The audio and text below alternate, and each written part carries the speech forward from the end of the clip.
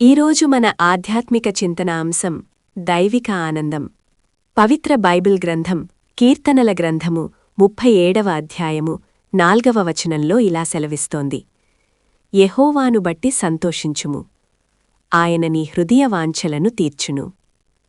నిజమైన సంతృప్తి అనేది ఈ లోక సంబంధమైన వస్తువులలో కాదు, కేవలం దేవుని సన్నిధిలో మన సంతోషాన్ని వెతుక్కున్నప్పుడే లభిస్తుంది.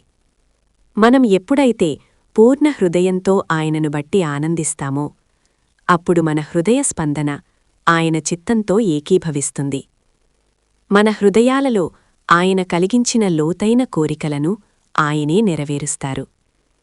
దేవునితో మనం కలిగి ఉండే ఈ మధురమైన అనుబంధమే ఆయన ఇచ్చే ఆశీర్వాదాలకు మరియు మన అవసరాల తీర్పుకు పునాదిగా మారుతుంది. ఇప్పుడీ ప్రార్థనతో దేవుని సన్నిధిలో ఏకీభవిద్దాం.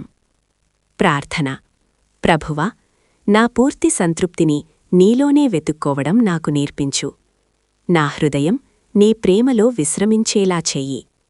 నా జీవితం పట్ల నీవు కలిగి ఉన్న ఉన్నతమైన ఉద్దేశాల వైపు నన్ను నడిపిస్తావని నేను నిన్ను నమ్ముతున్నాను.